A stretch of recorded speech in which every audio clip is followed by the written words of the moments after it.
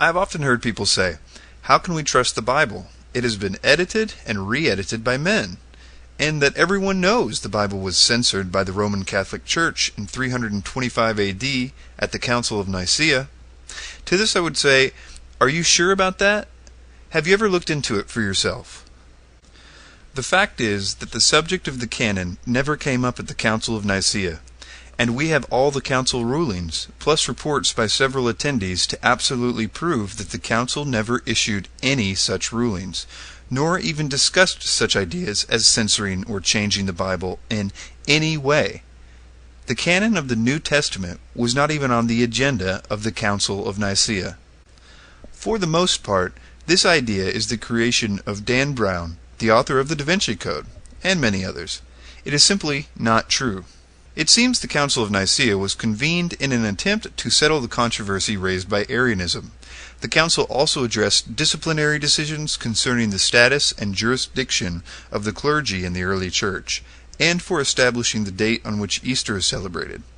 Remember, at the time of the Council of Nicea, the Roman Catholic Church hierarchy did not yet exist, but the Roman Emperor Constantine knew that he was having trouble gaining legitimacy among Christians.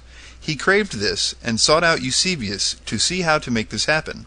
Eusebius suggested a council of all the independent Christian churches within the Roman Empire, and Constantine agreed. There was no central authority. The bishops that were summoned derived their authority from their own independent, local, Bible-believing congregations, which was functioning quite well without the interference of Rome. In fact, many of them still bared the scars of persecution from the Roman Empire, and were rightly skeptical of such a gathering. So you may ask, when was the canon decided upon? Every New Testament book was cited as authoritative by a church father within one generation. We have more than 32,000 New Testament quotations from early church writers from the 2nd and 3rd centuries. In fact, we could recreate virtually the entire New Testament just from the quotes of the early church writers of the 2nd and 3rd centuries.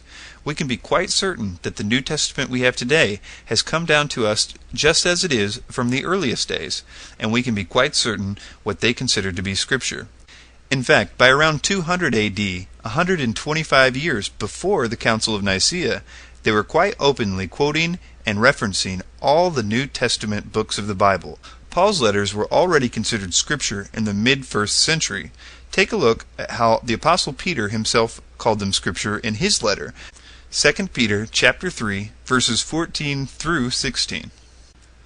And conversely, the Apostle Paul, writing between AD 62 and AD 65, quoted Luke chapter 10, verse 7, and called it Scripture. Irenaeus, writing in about 170 AD, tells us that the fourfold gospel was already a rock-solid fact by then. The fact that the fourfold gospel is also reflected in the so-called Muratorian fragment, which was written about the same time, 170 AD, note 155 years before Nicaea, that the Muratorian fragment lists for us basically the whole New Testament canon, and it shows us once again that the fourfold gospel was an established fact by then. Justin Martyr also confirms the validity of the four Gospels, writing between 150 and 155 AD. The sheer number of quotations by the early church fathers of these canonical New Testament writings clearly shows that the early church had decided long before the Council of Nicaea which books they considered to be inspired. So what about the Gnostic Gospels, such as the Gospel of Thomas? Dan Brown of the Da Vinci Code says the only reason they weren't put in the Bible is because the Catholic Church didn't like what they had to say. Is that true? The answer is no. A large number of spurious documents emerged during the centuries following the ministries of the apostles and were universally rejected by the early church. Copies of a group of these were found at Nag Hammadi in Egypt, dating from the 3rd and 4th centuries. And these are uncritically accepted by Dan Brown as accurate. These include the Gospel of Thomas, the Gospel of Philip, the Gospel of Mary, the Gospel of Truth, and about 4 dozen others. They were written under false pseudonyms, such as Thomas, and even the promoters of these documents do not claim that the disciple Thomas actually wrote it.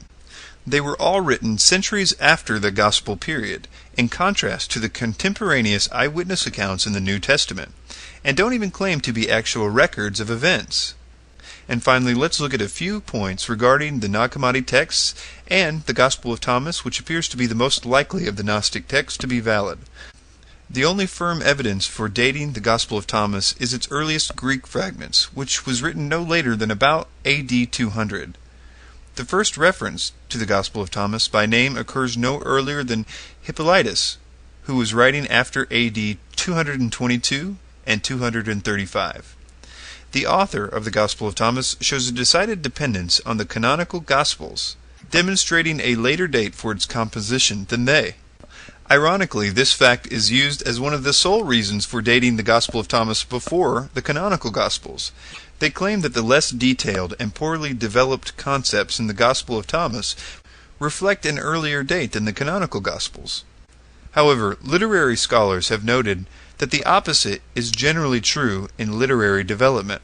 For instance, a masterpiece is usually created, thereby establishing a genre type, and then future authors will try to copy that genre with less success. To the charge that there is no literary references to the Gospel of Thomas until the 3rd century, the answer is usually something to the effect that the Christians somehow destroyed any record of it.